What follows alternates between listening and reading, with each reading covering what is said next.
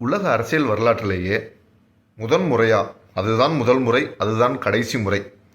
எனக்கு பின்னாடி வந்தால் உங்களுக்கு பதவிகளும் பட்டங்களும் கிடைக்காது, மிகப்பெரிய தியாகங்களுக்கும் கடுமையான போராட்டங்களுக்கும் தயாராக இருக்கிறவங்க மட்டுமே எனக்கு பின்னாடி வாங்க அப்படின்னு வெளிப்படையாக அறிவிப்பு செஞ்சு கட்சியை தொடங்கினவர் மதிமுக பொதுச் செயலாளர் திரு வைகோ அவர்கள்.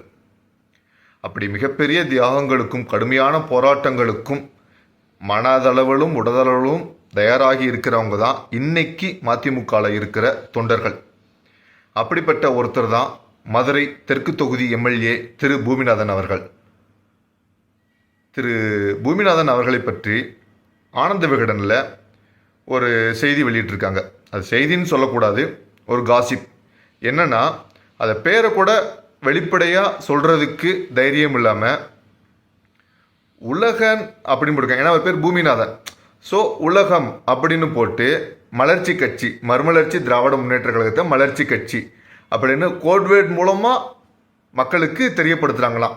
என்னன்னா, மதுரை தெற்கு தொகுதி எம்எல்ஏ திரு பூமிநாதன் அவர்கள் ரொம்ப மனசளவில் சங்கடப்பட்டு இருக்கிறதாகவும், வர்ற தேர்தலில் நமக்கு சீட் கிடைக்காது, அதனால் சூரிய கட்சி திராவிட முன்னேற்ற கழகத்தின் கூட நம்ம சேர்ந்துக்கலாம், நம்ம சீட்டு வாங்கி மறுபடியும் எம்எல்ஏ ஆகிடலாம் அப்படின்னு ஒரு நினப்பில் இருக்கிறதாகவும் அவங்க ஒரு செய்தி வெளியிட்டிருக்காங்க. செய்தின்னு சொல்கிறத விட ஒரு காசிப், ஒரு புரளியை கோட்வேர்ட் மூலமாக, சங்கேத வாசைகள் மூலமாக வெளிப்படையாக அவங்க போட்டிருக்காங்க.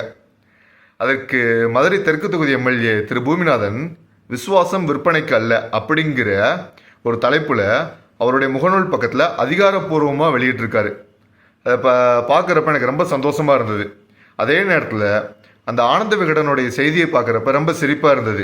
ஏன்னா, திரு பூமிநாதன் அவர்களை பற்றி இம்மி அளவு கூட தெரியாமல் தான் அந்த செய்தியை வெளியிட்டிருக்காங்க, அப்படி தான் எனக்கு தோணுது. ஏன்னா, மதுரை தெற்கு தொகுதி எம்எல்ஏ திரு பூமிநாதன் அவர்கள் 4 முறை போட்டியிட்டு 3 தடவை தோல்வி அடைஞ்சு இப்போ ஜெயிச்சு மதுரை தெற்கு தொகுதி மக்களின் நம்பிக்கைக்குரிய சட்டமன்ற உறுப்பினராகவும் காவலனாகவும் இருந்து வருகிறார்.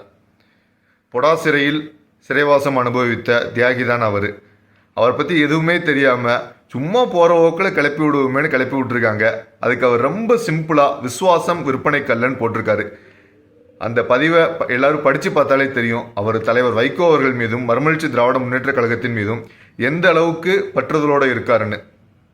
விகடன் மட்டுமல்ல, ஆனந்த விகடன் மட்டுமல்ல, எத்தனையோ யூடியூப் சேனல்களும் இந்த மாதிரி சொல்லுவாங்க, இவர் போயிடுவார், அவர் போயிடுவார், பணத்துக்கு ஆசைப்பட்டிருக்காங்க, பதவிக்கு ஆசைப்பட்டிருக்காங்க.